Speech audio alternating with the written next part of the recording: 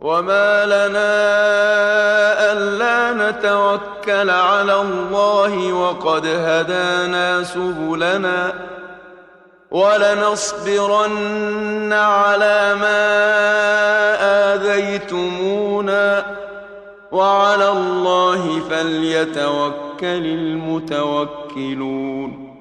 وقال الذين كفروا لرسلهم لنخرجنكم من أرضنا أو لتعودن في ملتنا فأوحى إليهم ربهم لنهلكن الظالمين ولنسكننكم الأرض من بعدهم ذلك لمن خاف مقامي وخاف وعيد.